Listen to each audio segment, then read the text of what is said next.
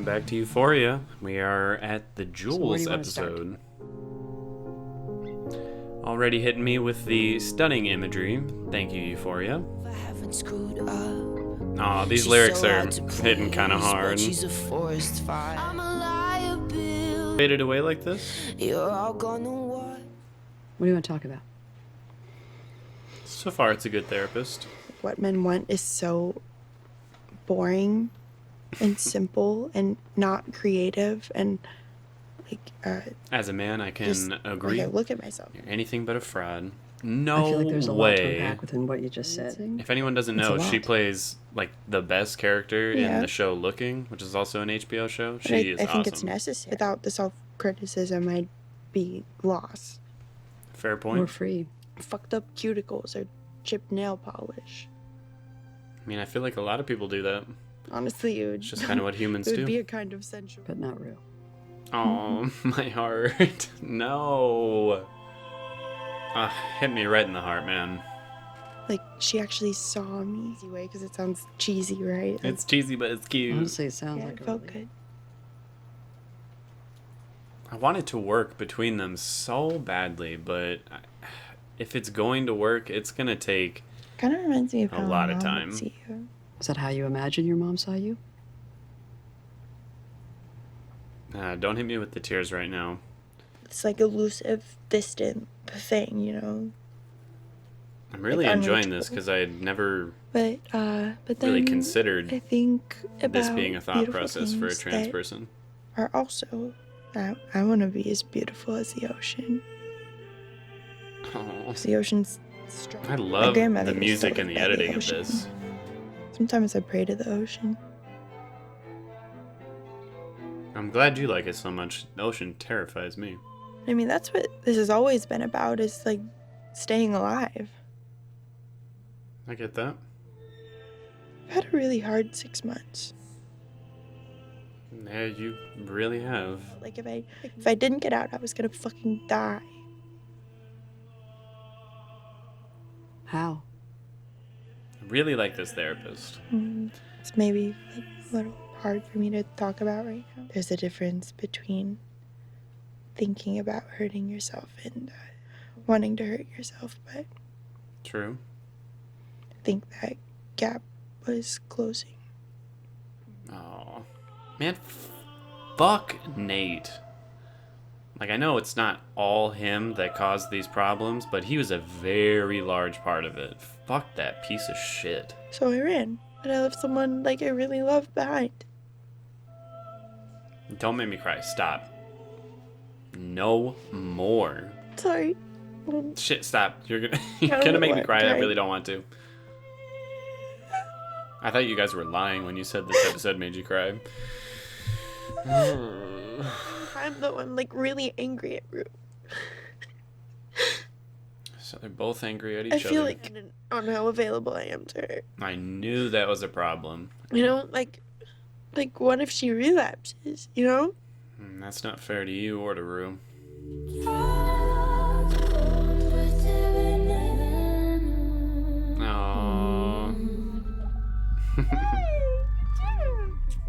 Nah, it's too cute, man. It's not fair. So that's why it Don't do that. hits her so Please hard. Don't roll your eyes. And it's so hard watching someone you love fall down the rabbit hole of She addiction. did say she wanted to It's see you. so painful to watch. You can tell her no thank you. Damn. I completely get the anger though. I feel like real life is always such a letdown. Easier to talk to people online. Man, fuck Nate. And it's all a fantasy. Like, better than anyone else. That may be Other true, than but him. didn't find out everything about him. Was this Jules' fantasy, not Rue's? The show is officially canceled for making me feel like shit. It wasn't in your head, Jules. There were so Two many had something times I good. wanted to kiss her. Get a glass of water. God, I still remember that scene. That was a rough one to watch, I hate too. everyone else in the world. I just wanted to talk to you. Please call me back. Bye. Well, I'm just gonna go off myself real quick because this is just depressing the shit out of me. Why would you think that would be impossible? Yeah, I agree. This episode sucks, man. It was just pure fucking imagination. I get that. All day I've been thinking about you. I don't want to hear his voice, dude. That's all I want to do to you. What a fucking asshole. God, I hate him so much. Why are there no photos of us? Dude, that gave me chills. that was really solid. Like I said, I think a part of what you got to know there, I think that was Nate. Tyler? Covered in many layers of bullshit. Jules. I wish I never met him. I do too. I'm still in love with Tyler. And I don't know when that's gonna change. That is so fucked up. Man, that just gave me chills too. This is a really well-made episode. Good lord, it's wild how many homicidal feelings I feel towards Nate. Maybe it's because of, like, everything with my mom. But I just had this, like... Rue, open the door! God, this episode is really emotional. Fuck me. She wants to apologize. I feel like to Jules... You have to be fucking kidding. Yeah, I feel like to Jules that's gonna feel like, oh, so... She wants my forgiveness? I'm just amends to her. I'm not... My forgiveness? I don't fucking care. Oh, this is gonna make me cry too. Shit. Ah, damn it, she's gone. When someone you love so much falls down the rabbit hole of addiction, it just makes you feel like you don't really matter to them, and I completely get being so angry with her. But it's so sad. Ah, god damn it. Jules, how long was she missing for? What? Jesus. Oh my god, the guilt Jules must feel for that. That is so sad. You're coming home. I'm not leaving here without you. I didn't ask for this. I didn't want this. God damn it. I'm Jewish. Oh, sorry. Happy Hanukkah. Don't be. Jules? Oh, what? Oh, it's what she was wearing at the diner, so this must be right after that. To go meet Ali, and I passed your house. Oh, just kidding, right before. Missed you too. If you make me cry one more fucking time. Fuck, I don't know why I'm crying. I just get really emotional during the holidays. Ah, god damn it. I guess they're gonna end this episode similar to how they ended the last one with Rue, only instead of panning in, it's panning out. Ah, god damn, dude, that was a really, really good episode, but Jesus Christ. And I still can't believe that Hunter Schafer also, like, co-wrote the episode. It definitely shows, but damn, she's super talented, like, all across the board. So first and foremost, I would like my apology letter from HBO and the creators of this show, because how dare they take me on an emotional trip like that without giving me like a trigger warning at the beginning. That was so much heavier than I thought it was going to be, and I was expecting it to be at least decently heavy-hitting. I love the conversations about why she wants to go off her hormones and how her idea of femininity is always based on just what other men want rather than what she really thinks it is. That and the comparisons of femininity being like the ocean, you know, deep and powerful and strong and feminine. It was a really great conversation. Things that I had never really considered, or at least hadn't considered very much. And those moments in particular, to me, I really felt the writing hand of Hunter Schafer in those moments. You can tell those are more than likely personal experiences and opinions. And I thought that was really, really great stuff. And as I said in the episode, I feel like a lot of women, whether they be cis or transgender, a lot of men as well, all kind of create this image for themselves, whether it be for femininity or masculinity, based on other people around them and what they think they want. And in many ways, I agree, like those layers of yourself are not real. But at the same time, every layer of yourself is you. All of it put together is you. So it can be really hard to distinguish like what about you comes from yourself and what comes from the world around you. I thought that was a great discussion.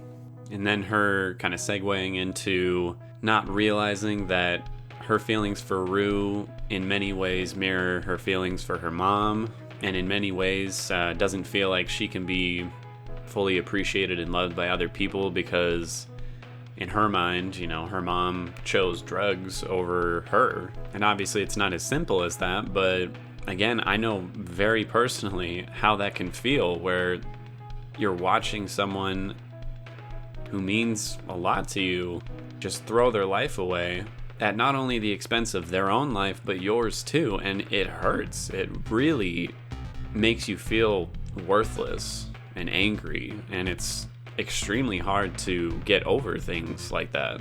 And then that scene towards the end where her mom came to try and apologize and heard the really hurtful things that Jules said, and you know, a week later relapses. And I'm not sure if they implied for sure that she overdosed and died, or if it was as simple as, you know, she went missing for a little while and she relapsed because of that. And again, it's not just because of that, but for Jules, of course that's how she feels. You know, to her, she's the entire reason at that point that her mom wasn't able to stay clean. And that was really heartbreaking. That shit, it makes me a little choked up like talking about it. That was so sad.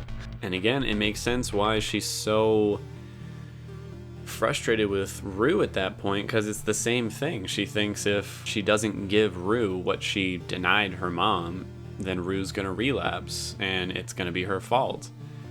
And unfortunately, Rue did relapse, and again, it's not Jules' fault, but she did have a role to play in that. And if Jules finds out that Rue did relapse, like that's gonna be a whole other level of guilt that she's gonna feel, and it's not fair. And as expected, Nate really did a number on her by creating this fantasy world for the two of them to live in and, you know, be themselves, only for it to all come crashing down only on Jules when she finds out that, you know, none of it was real. Even though I still think a good portion of that was real, but it was all based on lies, and you can't ever really come back from that. And when she said that she still loves him and she doesn't know when that's going to stop, that was another really heavy hit that, I don't know, again, it's just so unfair that she has to go through all this. And it does make so much more sense now why she was behaving the way she did at that Halloween party and the remaining, you know, episodes after that. Because it wasn't just Nate blackmailing her and lying to her and toying with her.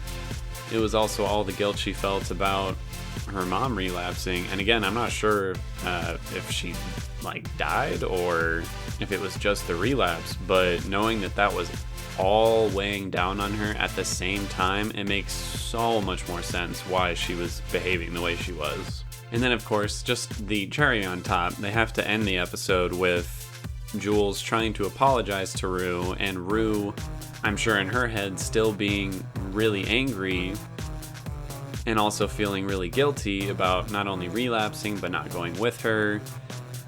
And there's still just that big disconnect that leaves them both crying and not able to come together. Like on so many levels, this episode hurt.